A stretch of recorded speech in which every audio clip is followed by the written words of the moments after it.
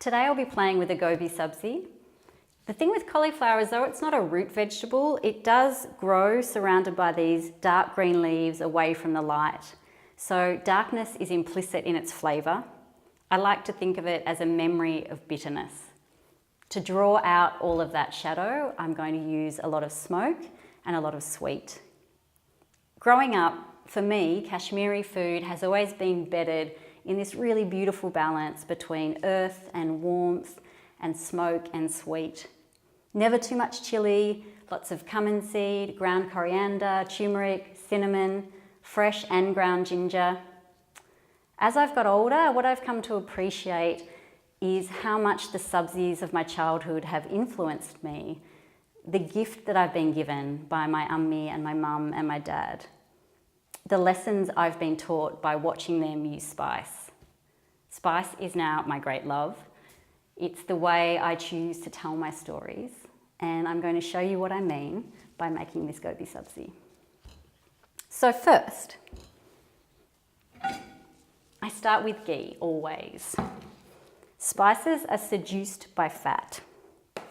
And I really love that sensuous part of cooking, the touching and the tasting and the words. So when I put that ghee in my mouth,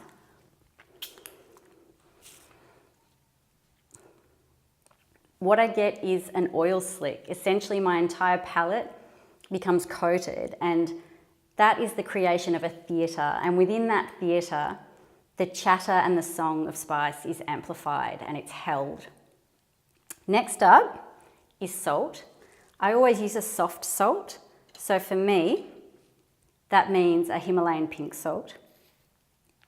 The reason I use a soft salt is that salt is a driver. It drives spice up through the top of the palate vertically and then out through the sides horizontally.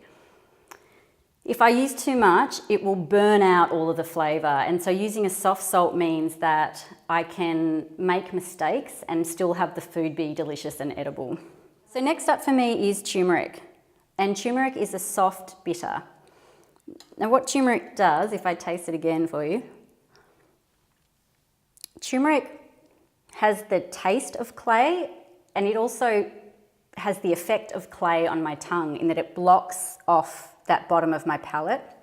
And by blocking my palate, I'm stopping the spice from dropping through and out. So it's another holding mechanism. Now, cumin seed is the taste of love to me. Whenever I used to come home from school, it was always the first thing I smelt mum and dad cooking dinner, and so it just takes me right back to my childhood. Now, Kashmiri red chilli.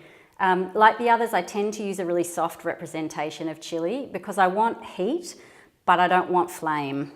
So I might use half a teaspoon. And when I put that on my tongue, again, my whole tongue lights up, it shoots up the top of my head, and I get this burn down in the bottom of my throat. Having said that, it's not going to molest the other spices in the pan. It allows for them, and also I have young kids and I want them to be able to eat my food. So the theme that you might be picking up on at this point is that I really do favour gentle aromatics. There's a reason for that. I'll always choose cinnamon, for example, over cassia. Cinnamon has a sweet high note. Cassia, on the other hand, is very blunt and it's a little strident. And while I can work with it, I prefer not to. Cinnamon for me is feminine and cassia is masculine. And a lot of the journey of my life has been learning to find strength in softness and in vulnerability.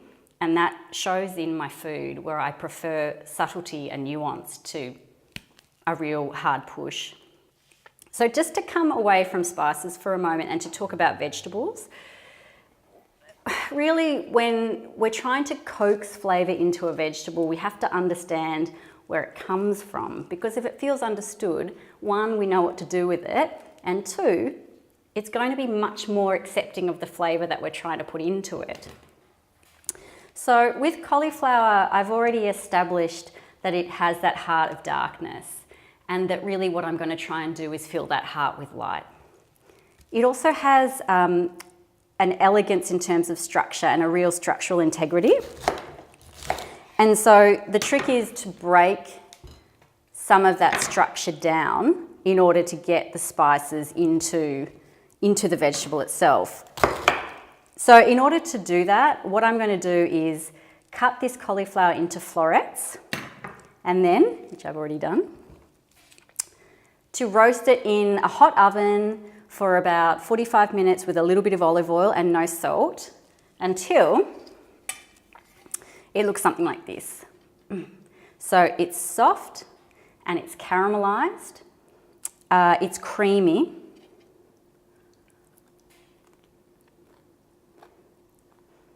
And when I taste that, it already has a whole lot of flavour inside it. The first time I made this sabzi, I was alone in my house and I hadn't cooked it for years. And as soon as I grated this ginger in the pan, I just felt the whole recipe come out of my hands. It was crazy. Food and spice carries a lot of memory, and I think that's what I like to put into my food as well. So what you can see from this pan is there really is a lot of sweetness and earth in it, especially when I add this ground coriander. And so now I need to balance. So really, pleasure is friction. And when it comes to the palate, what you want to do is create contrast. I can taste sweet better if it has salt to bang up against. So with this pan, what I'm trying to do now is to put in some smoke and some heat. And I'm going to start with black cardamom. So with black cardamom, what I'm doing is I'm touching right into the heart of the cauliflower's darkness. And then my job is to bring it out into the light. I do that by adding in some green cardamom, some star anise, and then spreading that love out with a little bit of clove. And if you look at the pan now, what you'll see is that although it's weighted heavily this way, that the darkness is also balancing out this way also. So the next thing is to apply heat. The two ways that spices are released, of course, are heat and fat. So once I've applied heat, what's happening is I just need the heat to get strong enough that the ghee's melting and the aromatics find release in that warmth. They're seduced by the ghee and the flame. I always build the base of my dish off the heat because it takes less than a minute for the spices to heat, and it takes longer than that for me to compile all those flavours together. Once it burns even a little, it's ruined and it has to be started again. So you can see now how it's starting to bubble and come together a little bit. And I'm going to put a bit more fat in there because I feel like it needs a bit more love. There we go. Perfect. Once it starts to sizzle like this, it's ready for the cauliflower. This is when the magic happens. The cauliflower goes in, it's already soft, it's immediately willing to be romanced. It's opening up to all that beautiful flavour. And I'm going to cook it like this on a low heat for around 45 minutes until all the structure of the cauliflower is broken down and all of that spice and fat and warmth has flooded into its dark heart. So after 45 minutes on low heat, this is what I'm left with. It's my family's gobi sabzi. To me,